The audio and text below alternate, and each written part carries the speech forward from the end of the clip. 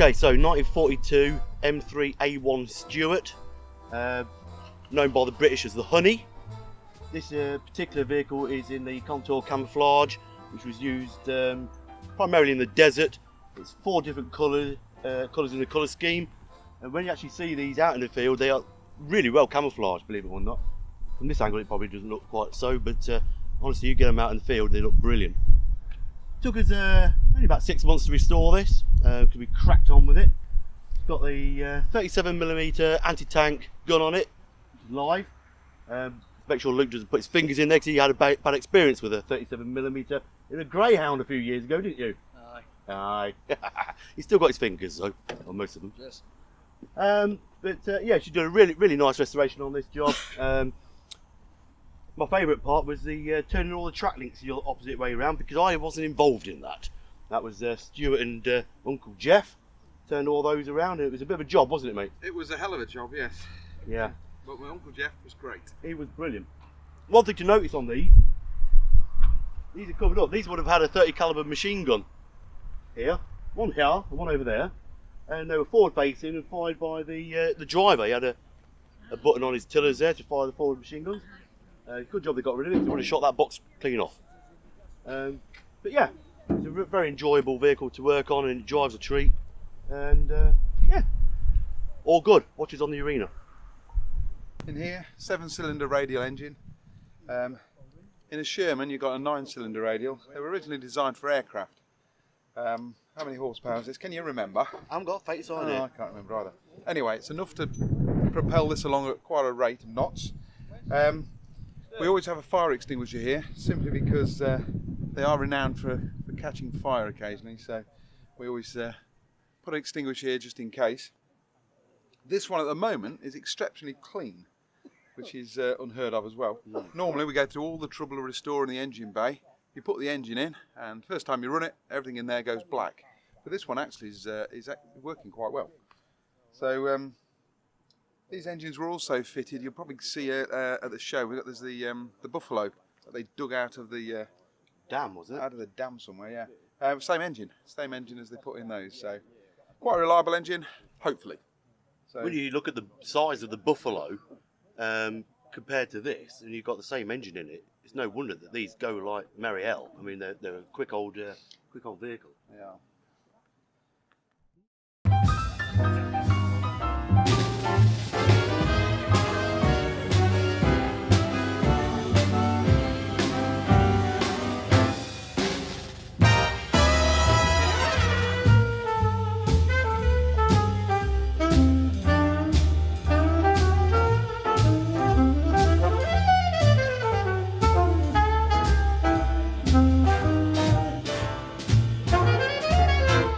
So your controls are your tillers for left and right, your clutch, accelerator, which I won't press because it pumps fuel into the carb.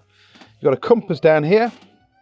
Bit of a story about the compass. When we got it, it didn't have any fluid in it, so Nitro had to improvise, and he used baby oil to fill it up with. Not sure where he got the baby oil from. I never did ask, so it's probably best not to. You've got your oil pressures here, up here as well. Starter switches, so you've got your starter and a boost. Down this side, I'm not sure you can see there, that's your rev counter, and then your charging, etc, etc. You've got your mags here, and the speedo is just here. Absolutely no chance of the driver ever seeing it, but originally this didn't have a basket in here. So without the basket, you'd be able to lean back and be able to see a bit more. But just look where they put the gear stick. Well, that's your gear stick just down here. And it's virtually impossible for somebody my size to change gear while we're on the move.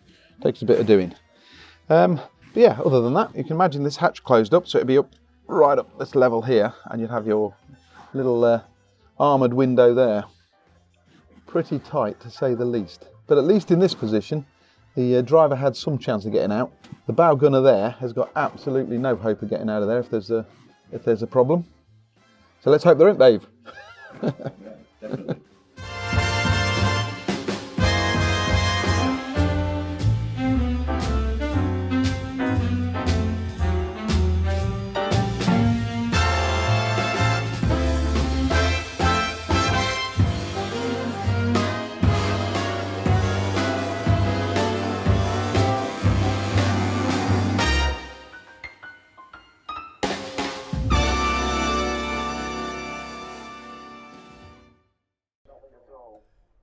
Okay, so we're inside the turret of the M3A1 Stuart. Very cramped, so it's going to be a bit of a trick to show you exactly what we've got going on in here. I suppose starting back here, we have our traverse system, so manual and also hydraulic. In a position it's in a minute, we can manually traverse the turret.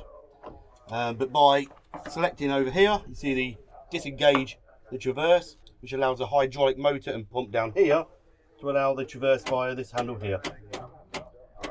And these are your coaxial and main gun firing positions here.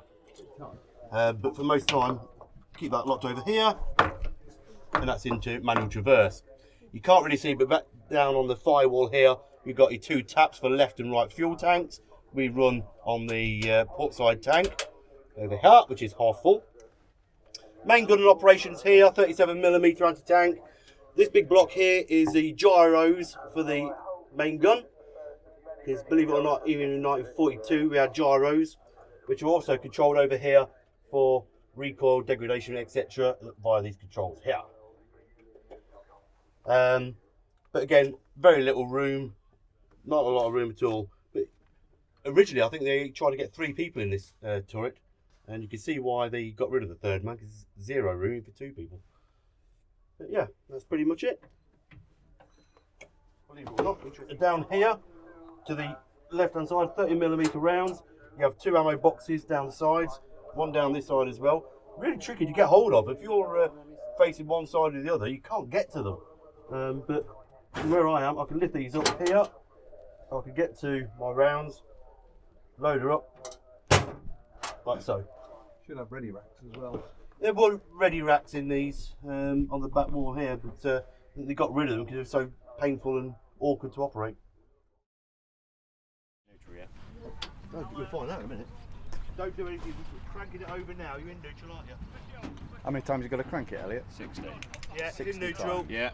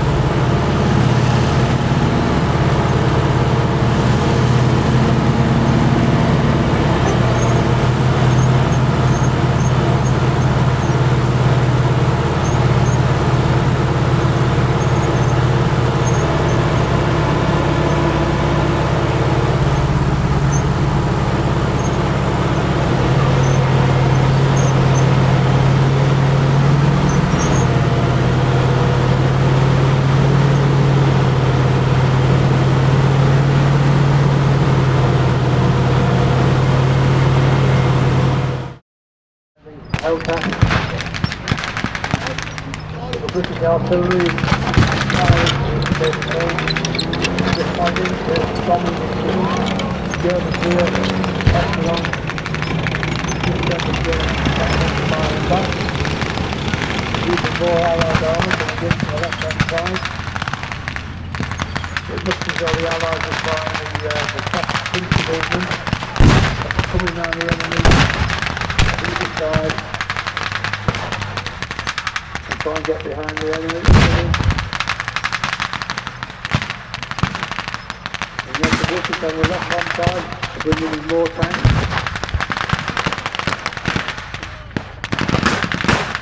The white scout car on the left hand side.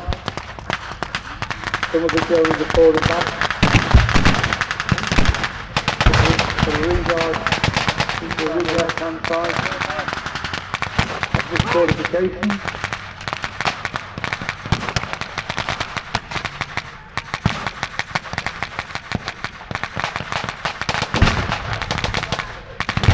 The Americans are coming along the half at all. There goes the neighbourhood. And now we have the Hellcat. The Hellcat is taking the chance of exposing itself on its head on the beam. The stretch of the better part of Alan. Really back to the stretch.